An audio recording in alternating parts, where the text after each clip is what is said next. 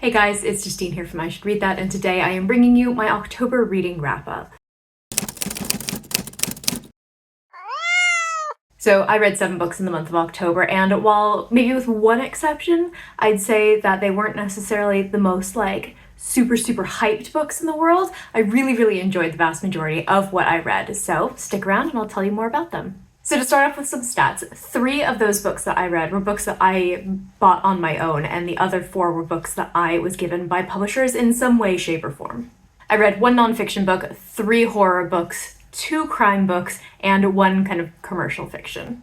2 of the books that I listened to were on audio, and I actually did DNF 1 book, and that was You Weren't Meant to Be Human by Andrew Joseph White. I made it about 40% in, and it was just a bit too much for me. It's pregnancy horror, and that is absolutely, completely fucking terrifying. So this one wasn't for me, but I have enjoyed his other books in the past. So let's get to the books. The very first thing that I read was a nonfiction graphic novel, and that was Run by John Lewis. If you haven't read March by him, it's a series of 3 graphic novels that tell his story of his time participating in the civil rights movement. He is, of course, a huge civil rights leader, and he was an American politician, and this kind of picks up where that story left off. And I do unfortunately think that this was probably meant to be another series. However, he did sadly pass away before it could continue. I imagine that Run was going to be about his run for political office and all such things. I think that doing a memoir, especially a political memoir, in a graphic novel format is so smart. These books are so accessible, and they talk about such an incredibly important part of American history, which is really important to read about now. And these are so beautiful. I absolutely love the artwork, and his kind of writing style and the way that he tells this story is really accessible. It's really fantastic. I would highly recommend these. Definitely pick up March, because I don't know if there's going to be any more in this particular series. I gave this 4.5 out of 5 stars. Next up, I read a classic of the horror genre. This is We Have Always Lived at the Castle by Shirley Jackson. So I've read some of Shirley Jackson's short stories, and I have read The Haunting of Hill House, so I don't think I quite got Hill House because I had watched the show and I think expected it to be much more like the show. I read this and I really enjoyed it, and I'm gonna go back and reread Hill House now. This book follows a young woman named Mary Catherine who is 18 years old, and she and her family live in this giant house kind of on top of this village, towering over this village. And 6 years previous, the vast majority of Mary Catherine's family was murdered at dinner via arsenic, and her older sister, Constance, was put on trial for the murders, and she was acquitted. However, life has never been quite the same. This is a really weird book, and I will fully admit that I only finished it because it is so short, but I'm so glad that I stuck with it, because about halfway through, everything began to click, and I began to figure out what she was telling us, what she was trying to say with this book. She's someone who's not very direct with the story that she tells. It's all about these characters and you kind of reading between the lines, but this was fabulous. I really enjoyed this, and I think you will too, but go into it with the right expectations. I also gave this 4.5 out of 5 stars. I really enjoyed this. Next up, I read the Japanese crime novel, The Man Who Died 7 Times. This is by Yasuhiko Nishizawa. I was very kindly provided a copy of this book by Pushkin Press. I am completely and utterly obsessed with the Pushkin Vertigo imprint, which does crime fiction from various countries around the world in translation, and I really love their Japanese crime fiction. So this book is a little bit different from the other Pushkin Vertigo books that I have read. This follows a young man who I believe is about 17 years old, and he has what he calls a unusual condition, where he basically will randomly fall into a time loop and repeat the same day over and over again, I believe for 9 days each time. He can't predict when these loops are going to happen, and he has used them to his advantage before. However, he finds himself in a very unique situation because his grandfather is actually murdered at the beginning of one of these time loops, and he decides that he's going to spend these loops trying to solve and prevent his grandfather's murder. I really enjoyed this one. It's a super fun twist on a classic mystery tale, and I really enjoyed the way that this character, who has fallen into these time loops before and he knows exactly what to expect, can use this ability to his advantage and try to figure out what is going on with his horrible family. This is super fun. I would highly recommend this, even if you're not necessarily a fan of crime fiction. I think that kind of sci-fi element adds a little bit of fun and a little bit of pizzazz to a mystery story. I gave this also 4.5 out of 5 stars.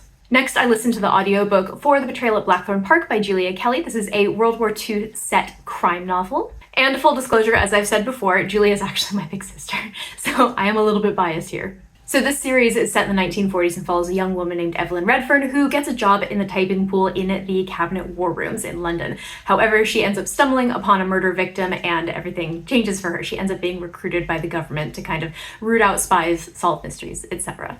I really, really love the series. Evelyn is such a great character. Her chemistry with David is so much fun. There's a lot of push and pull there. It reminds me a little bit of like a 1940s Mulder and Scully relationship, and I know that Julia and I used to watch The X-Files together all the time when we were kids.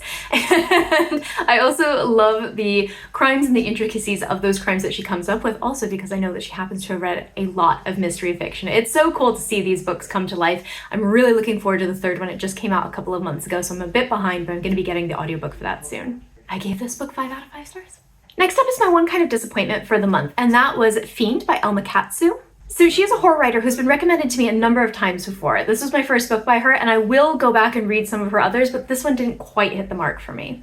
So this book is kind of demonic possession meets Succession. So we follow a very, very powerful family who for generations and generations have been said to have been blessed. They are extraordinarily wealthy, extraordinarily powerful. Think like Jeff Bezos, but like a generational family dynasty.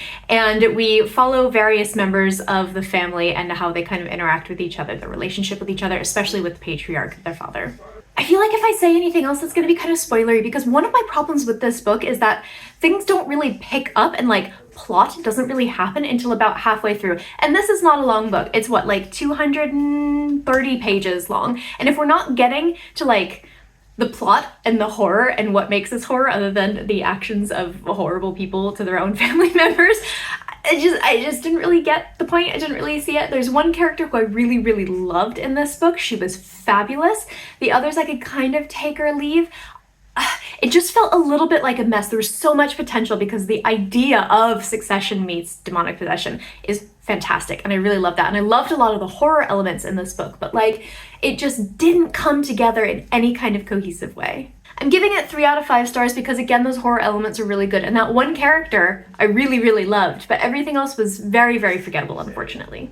If you've read other books by her and you really, really enjoyed her, please recommend something to me, because I was not hugely keen on this, but I do want to give her another try because I know that she is such a popular author. The next book that I read was The Possession of Alba Diaz by Isabel Cañas. I listened to this on audiobook and it was really fantastic. This book is set in 1765 in Mexico, and we follow a young woman named Alba Diaz who does not want to marry. She does not want to lose her power and her freedom to a man, so she ends up coming to a arrangement with her childhood best friend, and they have basically an engagement and will eventually have a marriage of convenience. They both come from super wealthy families. Not everyone is thrilled, but she is like got her future secured and she is very, very happy, and her friend is very happy. However, a plague begins to sweep through their city, and in order to escape the sickness, they go off to the countryside to a silver mine that her betrothed owns. While this isolated mine is meant to be a refuge for their family, something very strange begins to happen. Alba begins to hallucinate. She begins to sleepwalk at night, and very strange things are happening. I really love this book. I love Isabel Cañas' wonderful style of Mexican Gothic books. The Hacienda is one of my absolute favorite horror books, and I also really enjoy The Vampires of El Norte, and this is just as good as her others. Her way of creating really exceptionally independent women who push on the boundaries of their societies and make kind of society's expectations work for them is really wonderful. I really love the way that she writes women who feel very modern and independent, but also still feel like they fit within their time period. It's one of the reasons that I like the Evelyn Redfern books so much. It doesn't feel like this is a modern woman who has just been plucked out of our timeline with our like sensibilities and dropped into a historical story, and we're meant to like believe that somehow. No, she manages to create people who feel very, very realistic, but also really, really passionate and clever and intelligent women that are just so fantastic to read about. I also really enjoy her brand of horror romance. Her romances always a hit, and I loved Elias in this story. The two of them have such incredible chemistry, and it's just great. I really enjoyed this one. I think the audiobook was particularly good. I have seen people complaining about the ending, which I totally understand. I would have preferred it if she went in a different direction with the ending. However, it all still ended up working out for me. The audiobook was fantastic. I gave this 4.5 out of 5 stars. And then last but not least, I read Hot Wax by ML Rio. I actually have a full review for this book. I yapped about it so much. You can go ahead and check out my last video that I did, and I'll put a thingy somewhere up here so you can go ahead and check that out. But I really enjoy this. I gave this a really, really solid 4 stars. If you love stories about women reclaiming their identities, and you love stories about music and the importance of music, I would highly recommend this book. I really, really enjoyed it. So those are the 7 books that I read this past month, with one disappointment. It was a really, really solid reading month for me in terms of quality. I didn't read as much as I would have liked, but you know, life gets in the way, as you can see behind me. I would love to know in the comments below what you read in the month of October, and also if you read any of these books, please do let me know. I would love to hear what you think. That's it for now. I'll see you soon.